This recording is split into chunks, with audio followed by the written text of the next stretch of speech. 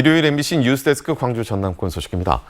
광주 민간공원 특례 사업으로 진행되는 아파트 단지가 첫 분양을 앞두고 있습니다. 분양가는 당초 제시된 것보다 20~30%가 상승했는데요. 시민단체는 사업의 투명성을 위해서 분양가, 원가를 공개해야 한다는 목소리를 높이고 있습니다. 김영창 기자의 보도입니다. 민간공원 특례 사업으로 추진되고 있는 신영공원. 비공원 지역에는 아파트 단지가 들어서는데 오는 25일부터 첫 분양에 나서게 됩니다. 민간공원 특례 사업이 본격적으로 시작된 지 29개월 만으로 분양가는 3.3제곱미터당 1,455만 원입니다. 사업 초기 시행사가 제시했던 분양가인 1,100만 원대보다 355만 원가량 상승했습니다.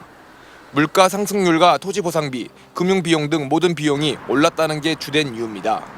철저히 저희하고 협약할 때의 분양가보다 이제 물가 상승률이라든지 원가 상승률, 그다음에 원자재 가격이 오르기 때문에 공사비가 상승됩니다. 신영공원 첫 분양을 시작으로 나머지 8개 공원의 정비 사업도 내년 초부터 순차적으로 시작됩니다. 실시 설계 단계에 머물고 있는 중액공원을 제외한 나머지 사업지는 토지 보상 작업이 마무리됐고 올 연말과 내년 초 세부 설계를 확정하는 건설사업 관리 절차를 밟습니다.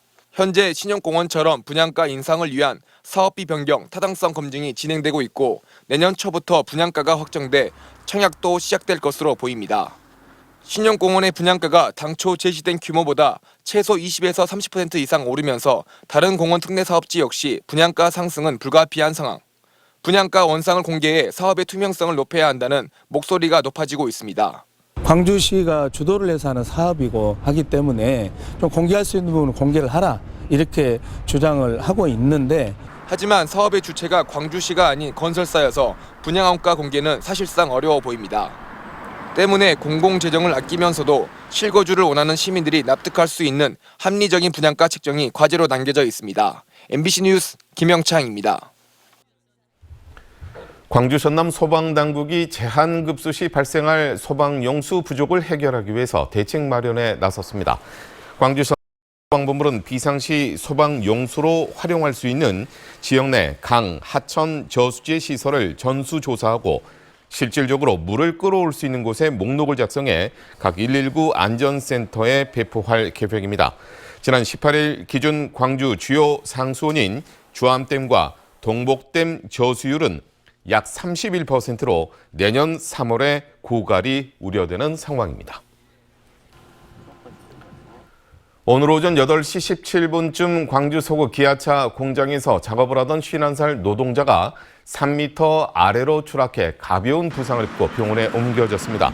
경찰과 소방은 노동자가 설비를 수리하던 중 떨어진 것으로 보고 안전수칙 준수 여부 등 정확한 사고 경위를 조사하고 있습니다.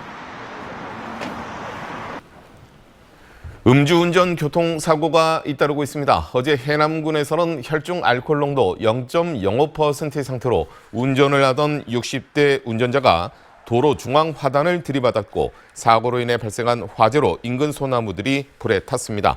또 장성에서는 40대 운전자가 면허 취소 수치의 음주 상태로 차량을 몰다 앞서가던 화물차를 들이받아 차량 화재가 발생하기도 했습니다. 광주와 전남에서 코로나19 신규 확진자가 2,752명 발생했습니다. 광주에서는 어제 1,475명이 확진됐고 전남은 1,277명의 확진자가 나왔습니다. 전남에서는 목포가 191명으로 가장 많았고 여수, 순천, 나주, 광양 등의 순으로 확진자가 다수 발생했습니다.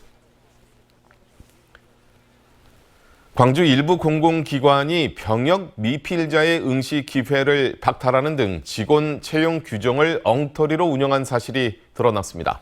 광주시 감사위원회에 따르면 정보문화산업진흥원은 모두 18차례에 걸쳐 병역 미필자의 시험 응시 기회를 박탈하고 기간제 근로자를 채용하면서 5차례나 상급기관인 광주시에 통보하지 않았습니다. 이번 광주시 공공기관 채용 분야 전수조사 결과 8건의 지적 사례가 나왔고 7명에 대한 신분상 주의 조치가 내려졌습니다. 광주와 전남 지역의 어린이 통학버스 10대 중에 6대가 안전 규정을 지키지 않고 있는 것으로 나타났습니다.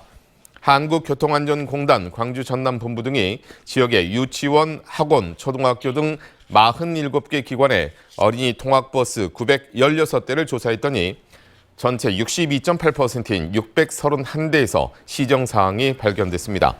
어린이 탑승 여부를 표시하는 표지 설치 분량이 220건으로 가장 많았고 승강구 위반과 소화기 분량, 정지 표시 장치 분량이 적발됐습니다. 전라남도가 꿈사다리 공부방을 내년에 150곳으로 확대합니다. 꿈사다리 공부방은 청년 학습 교사에게 보수를 지급하고 지역 아동센터에서 학습 지원을 하도록 하는 사업으로 올해는 120곳에서 운영됐습니다. 겨울방학 기간 학습을 위한 교사가 필요하다는 요구에 따라 전라남도는 내년 1월부터 곧바로 시작합니다.